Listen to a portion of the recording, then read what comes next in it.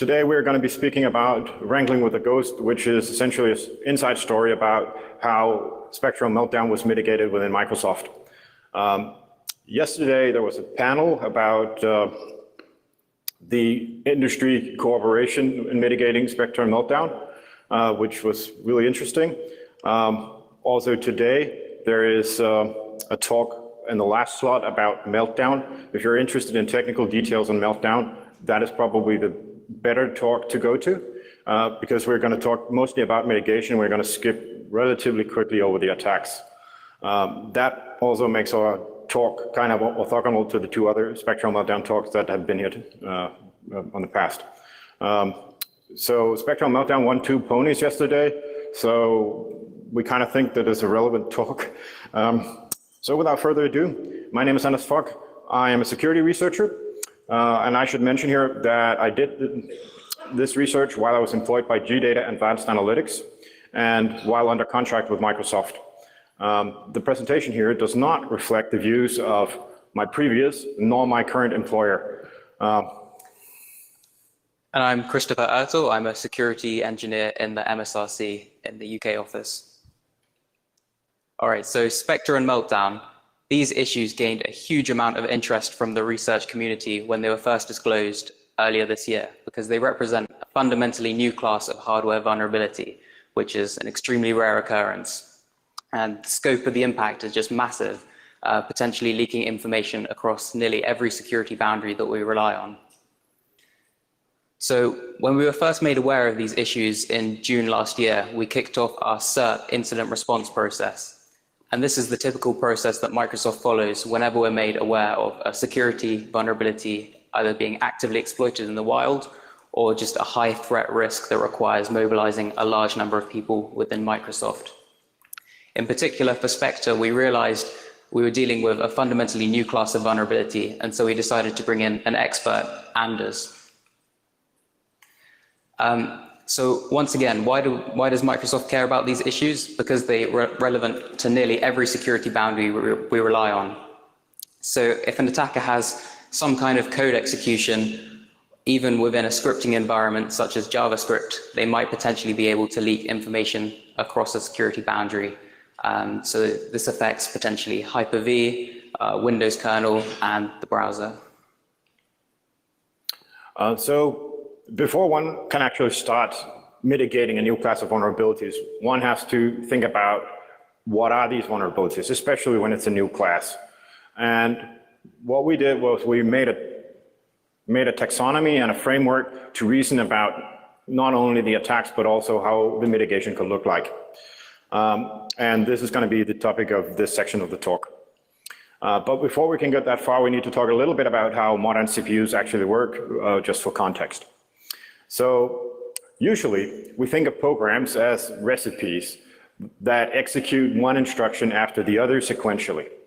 And in fact, this is how programmers usually try to write their programs. It turns out that if the CPU interpreted the program in that same way, it would be rather slow. So modern CPUs, especially the high performance general CPUs, do many things at the same time. And this takes in a couple of different ways. The first way is pipelining. Pipelining means that when it takes an instruction in, it works on this instruction, doing bits and parts of it through multiple stages, essentially like an assembly line. The second thing is modern CPUs are super scalar. That means nothing more than they're capable of working on more instructions than one at the same time. And we'll take a look about how that works in a second. And then we have out-of-order execution. So out-of-order execution means that the instructions are no longer treated like a recipe. They are actually executed when the dependencies resolve and when resources are available. So this makes it possible to execute things out of order. And this, again, is a speed optimization. Finally, we're going to talk about speculative execution as well. And speculative execution is essentially when the pipeline is working on data that is predicted instead of actually calculated. We'll also be talking a lot about that. So here you see a very small assembler program that consists of 2 mov instructions and an add instruction. The first and the third instruction here don't have any dependencies, which means that if we want to start to run this program on a CPU, these both instructions are ready to start running at any time. Whereas the middle instruction depends on the result from the first, which means that this is not ready, it has to wait for the first instruction. So when we actually start executing this program on a modern CPU, we'll have that the first and the third instruction will start executing. This is both super scalar because we're executing two instructions at once, and it is also out of order because the third instruction shouldn't execute in recipe order until the second instruction actually was done. The advantage of doing it this way is that since we're executing two instructions at once, this program will take the time of one mov and one add, whereas if we were executing in a program order, recipe order, it would be the time of two movs and one add, which is, of course, a lot more. So, about speculation. When we went into this, we made a very general definition of what speculation is, more general than you'll normally find in textbooks. So our definition of speculative execution was that it's speculative whenever the pipeline is working with data that may turn out to be wrong, that is predicted in some kind of way. So why does CPU predict data? Well, typically it's because real data arrives late, they're calculated later in the process, and that they can be predicted very well. So if you get this situation, instead of waiting for the data, you can predict it. If you predict it correctly, you win. If you predict it wrongly, you unroll. So speculative execution consists of many kind of things. You can speculate on, say, conditional logic. You can speculate on the instruction pointer where that has to go. You can speculate on the values of registers. You can defer error handling, things like this.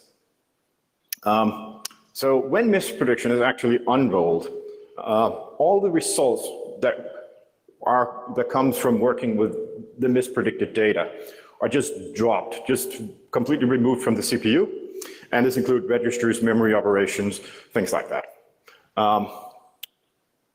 And when the things are then dropped, execution will pick up where the prediction was made because now we have the right data.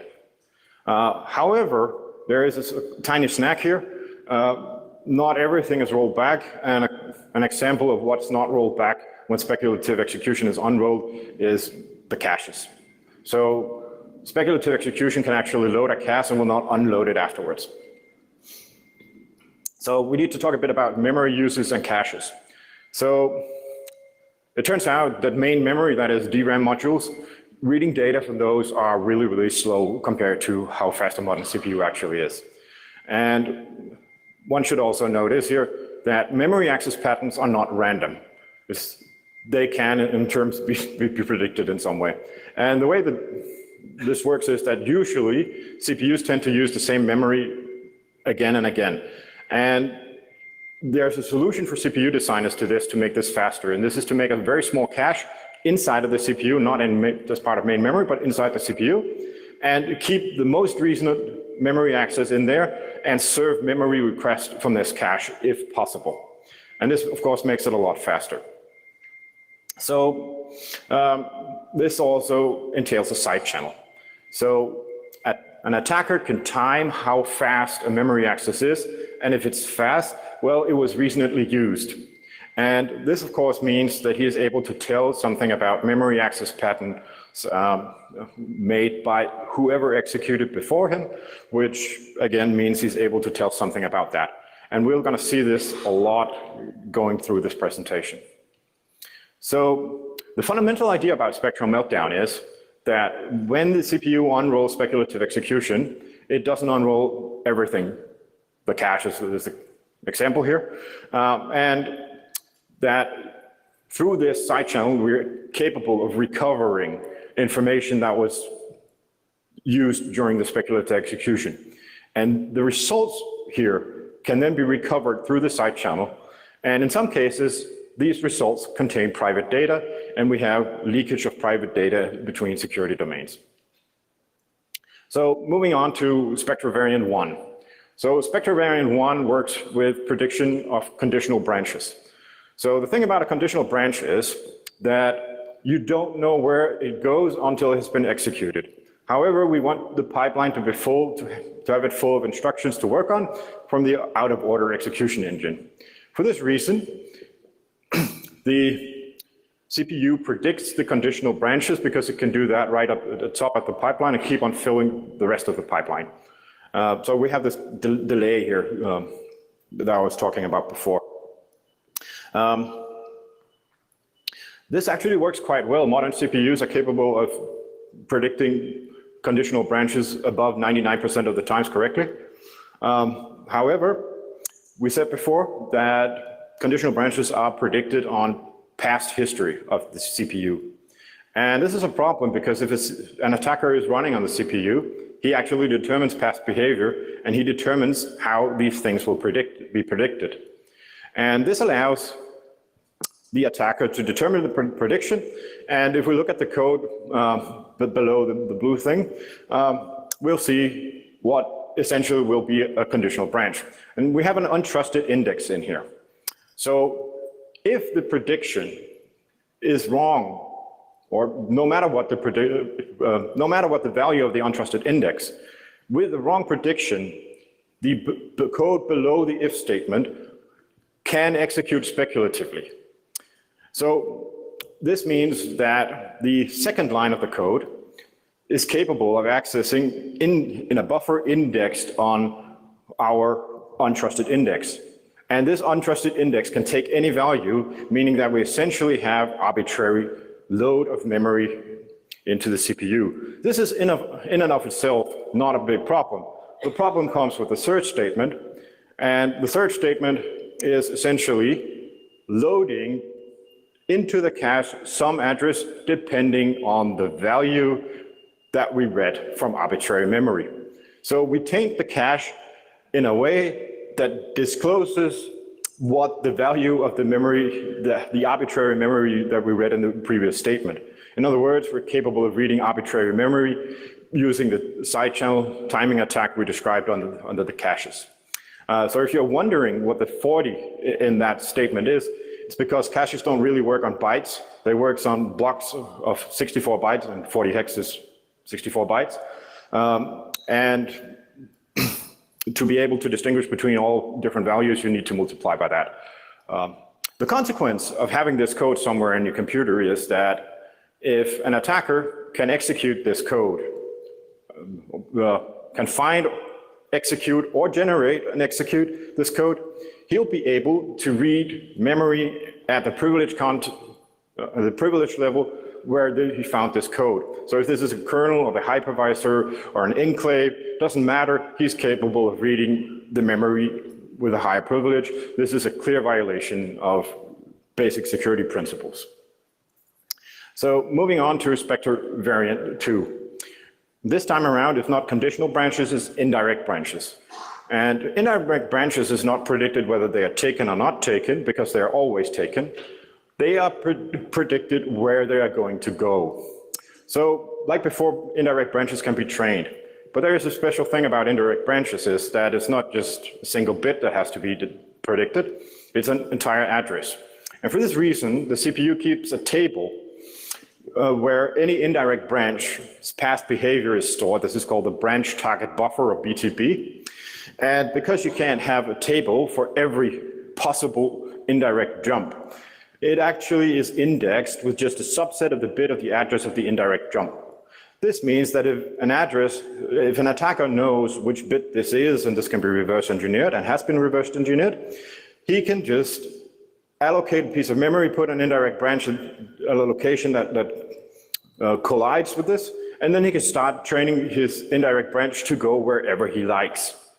Meaning that an attacker is capable of picking code in the security domain where he found the indirect branch, essentially anywhere. So I tried to illustrate this here with the red 5000 Rx equals that. It should go to 5000, but speculatively it can go anywhere, and an attacker can make it go to 4141 if he likes. The assembler code on the lower part of the slide is the same as the C code in the previous slide. It just reads memory and persists it into the cache. So this makes the attack a lot worse from a defender perspective, because now we don't need to have a long block of consistent code. We can actually just have an indirect branch and the rest of the code that an attacker needs somewhere, which is of course much more flexible. Again, the consequences of this is an attacker is capable of reading memory that he shouldn't be able to read, that is in the security domain where he finds these two things. Which leads us on to the third variant. The third variant is also known as meltdown. And it is fundamentally different from Spectre in that perspective. You don't need to find or create this code. You can bring it with you. An attacker can write all the code that is needed for this attack. So this is the first major difference. The second major difference is that this is not about branches. So what happens here is that when a user tries to access kernel memory, the kernel says, no, you're not allowed to do this. It throws an exception and stops program execution, which is great because then you can't read kernel memory. Except what happens on some CPUs is that when you try to read kernel memory, the CPU speculates, oh, he's just reading some memory, I should give it to him. And at some point later, it will discover, oh, there should be an exception. And this gives an attacker a window to do the exact same trick as before, persist the memory into the cache and side channel it out afterwards. And this leads to the situation where an unprivileged user is capable of reading arbitrary kernel mode memory, and that again is a clear violation of standard operating system security. So now that we have seen the three variants that we were presented with in June last year, we go on to building a taxonomy about that. The first question we need to raise is, why do we want to create a taxonomy? The thing is, when you design mitigations, especially mitigations which comes with a new class of vulnerabilities, you want to be systematic about it. You don't want to mitigate the three examples that we were sent from Google Project Zero. You want to mitigate every possible variation of these. And to do this, you need a taxonomy to reason about how this thing actually works. When does it break down? When doesn't it break down? So we went on to work on a taxonomy. And what we noticed was that there are 4 steps that are required for an attacker to run a speculative execution attack. The first thing that an attacker needs to do, he needs to get wrong data into the pipeline. And we call the process gaining speculation, and we call the primitive the code that actually does this, that for Spectre he'll need to find, for Meltdown he'll need to write. We call this a speculation primitive, and this essentially gets wrong data into the pipeline. The second thing that an attacker needs to make sure is that once he is in speculation, the CPU will try to rectify this as soon as possible. And he wants to delay that so that he can run the code that persists the secret data into the cache or somewhere else to make sure that he can read it out later. So there's a race condition here, and he needs to make sure that he can win that. And we talk about a window for speculative execution, and hence we're talking about Windows gadgets. And the third step he needs to do is he actually needs to write the secret into a side channel where he can read it later. We call this disclosure gadget. And finally, he needs to get the information back from the cache or wherever he stored it, in whatever side channel he used, and we call this the disclosure primitive. This is where he gets the data back so he's able to work with it and disclose it or do whatever he wants to do with it.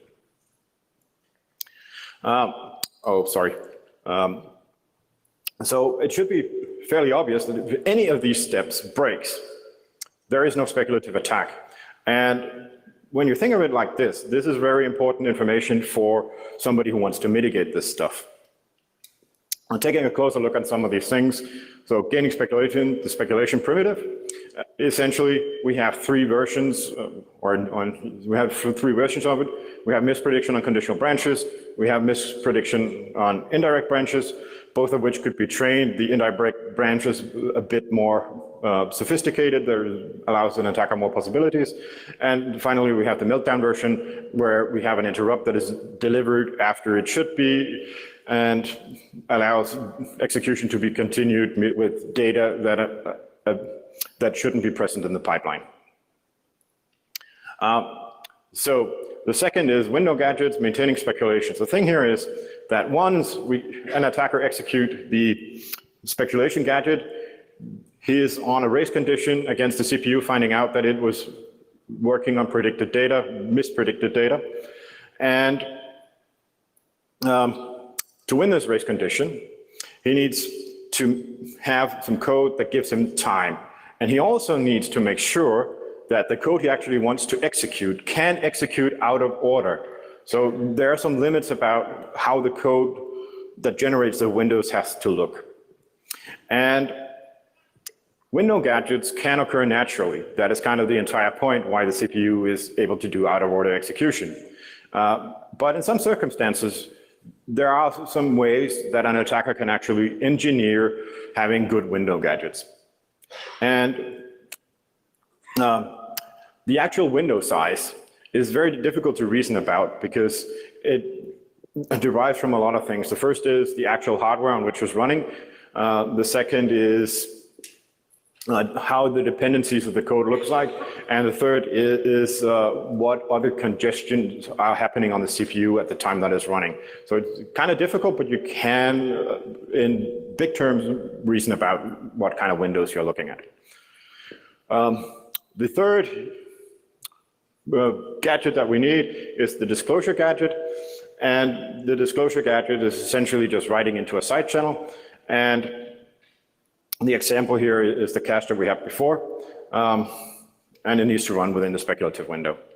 And the fourth and final is, of course, getting the data back from wherever we stored it before, using some kind of primitive. We call it the disclosure primitive.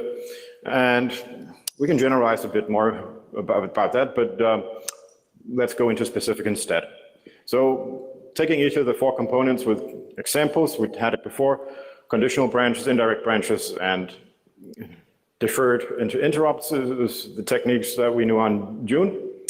And when we go on to window gadgets, we have a couple of special cases.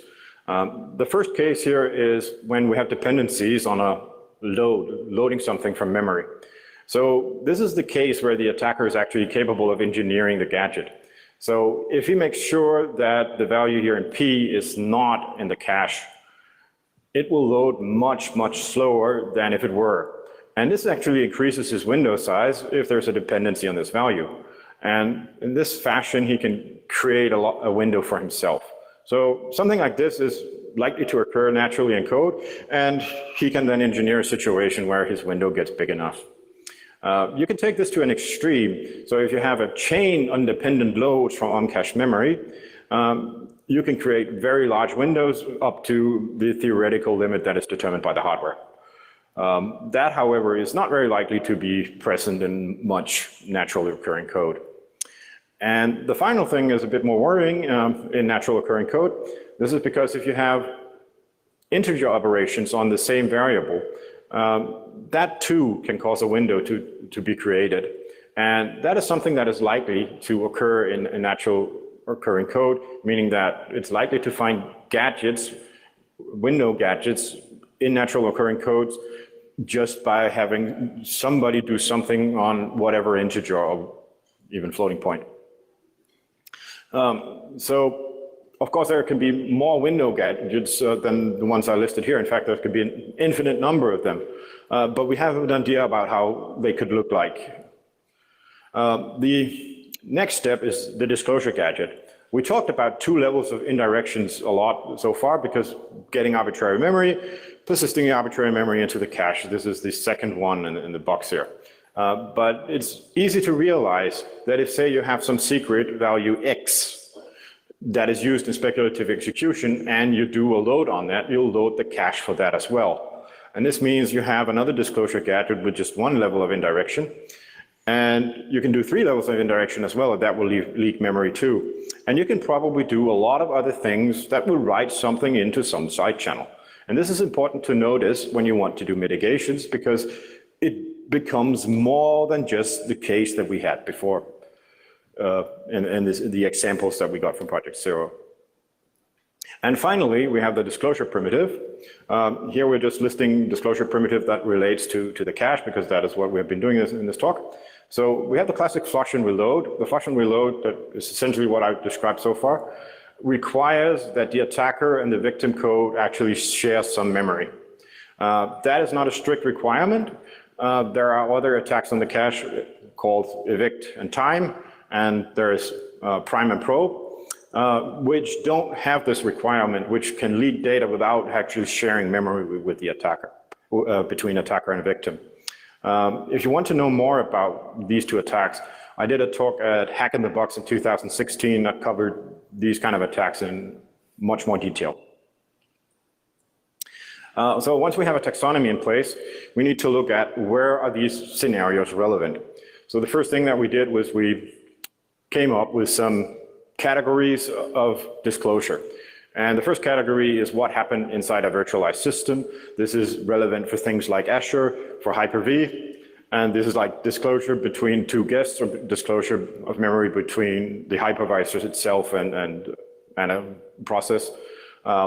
We have another category about what happens in an operating system, and here we're talking about disclosure from kernel, between processes. And we've had a final category about enclaves, and enclaves are sensitive because they're supposed to be secured against anybody in any scenario. And then we had listed all the scenarios that we could find. I'm not going to read them. And realized that Spectra version 1 and version 2 actually is relevant for everything here, whereas the meltdown appears to be only relevant for operating systems and only between the kernel and the user. And that leaves the systematization part of this talk. Thank you. So now we can begin to reason about the kind of mitigations we can put in place for these types of attacks. So we defined 3 mitigation tactics, the first of which is preventing speculation techniques. And specifically what we mean by this is we want to prevent unsafe speculation, where the speculation primitive could lead to a disclosure gadget. The second tactic we have is removing sensitive content from memory. So the idea here is to eliminate entire attack scenarios, or simply limit the severity of what a speculative read could actually disclose. And the final tactic we had was removing observation channels. So the idea here is to make it as difficult as possible, or even impossible, for an attacker to observe changes to the cache state, for example, and infer secrets from that. But the key point here is there's no silver bullet. For each of the attack scenarios, we require a different combination of mitigations, both hardware and software. Okay, so starting with removing speculation techniques, once more, the goal here is to prevent unsafe speculation, which could lead to a disclosure gadget. First thing we can do is have some kind of serialization of the instruction pipeline. So on x86, we have the lfence instruction, which has the neat property of acting as a speculation barrier. So if we think back to this variant 1 code pattern, we can use the lfence after performing the bounds check, and this will create the guarantee that speculation won't be able to continue on from past this point where untrusted index is greater than or equal to length. Second thing we can do is have some kind of implicit serialization. So thinking back to variant 1 again, we can use a conditional move instruction to set untrusted index to a zeroed register if it is greater than or equal to length, and this will force the misspeculated path to execute the subsequent 2 array operations with untrusted index being 0, which won't disclose a sensitive secret. And to do this, we have the qspectre command line flag in Visual C++, which will automatically detect potentially vulnerable code patterns and insert appropriate serialization. Similarly, for Microsoft Edge, we have mitigations in the Chakra JavaScript engine, which prevent an attacker from being able to create these kind of vulnerable code patterns to disclose memory.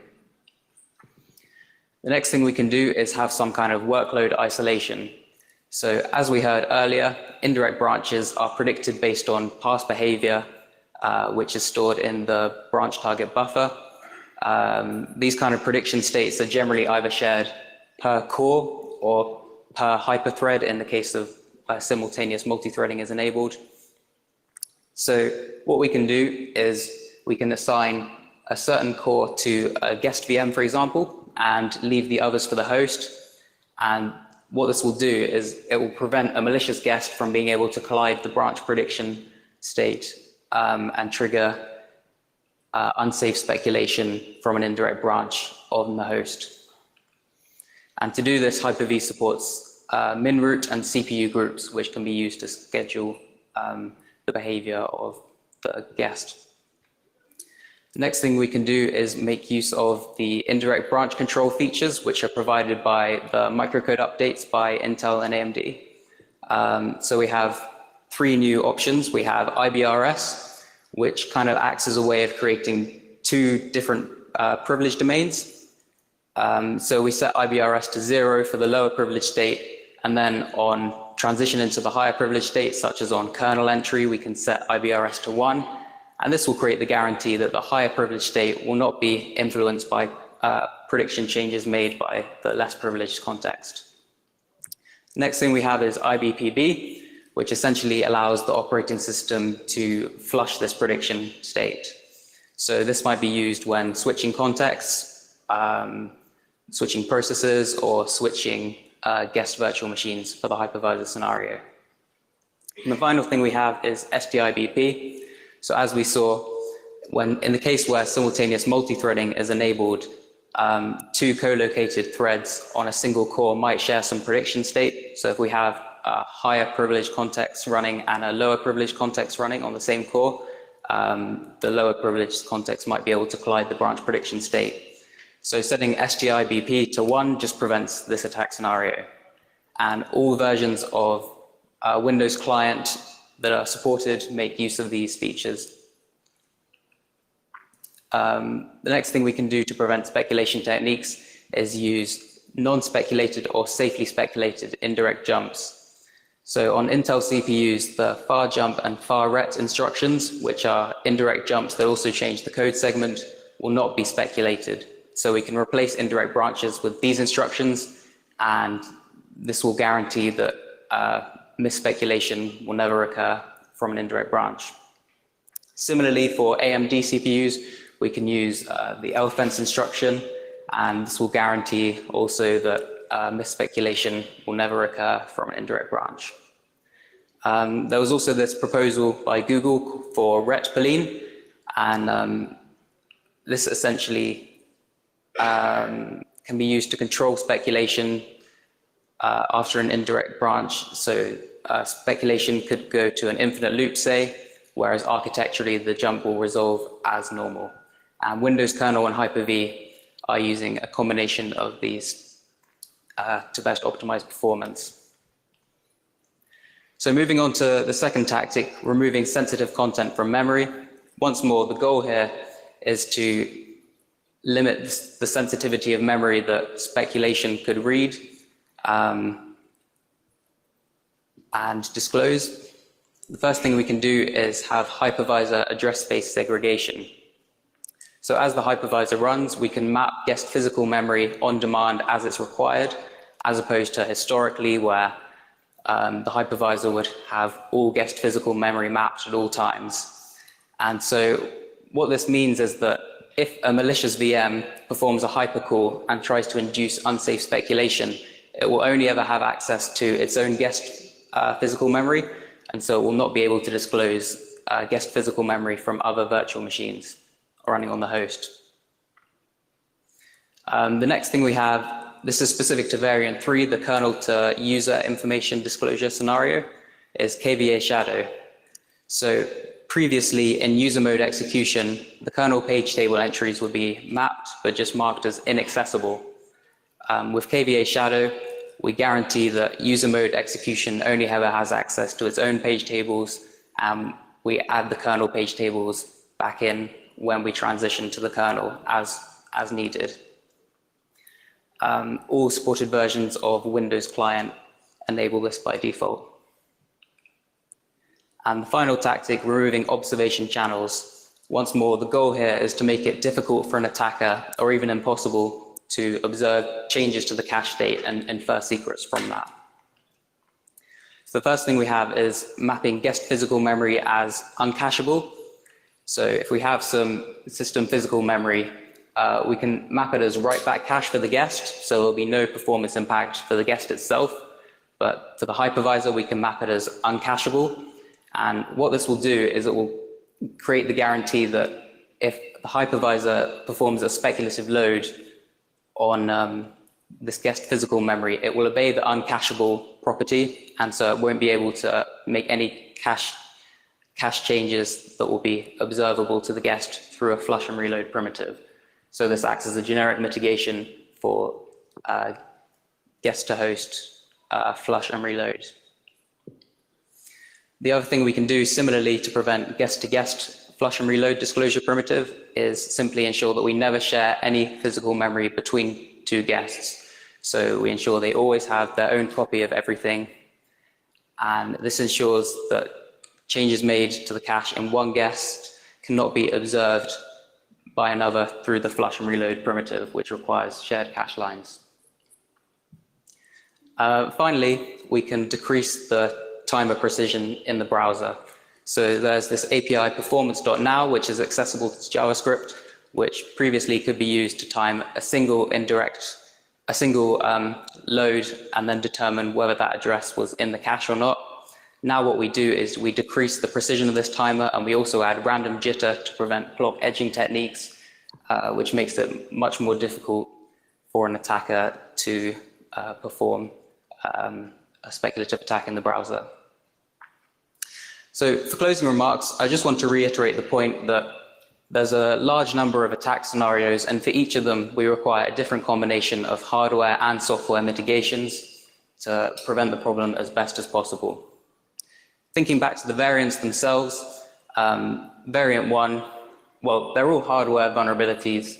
Variant 1 is going to require software changes, so that might be using the qspector command line flag to insert appropriate serialization. Variant 2 is mitigated by the operating system by making use of the indirect branch controls, for example. And finally, variant 3 is completely mitigated with KVA shadow.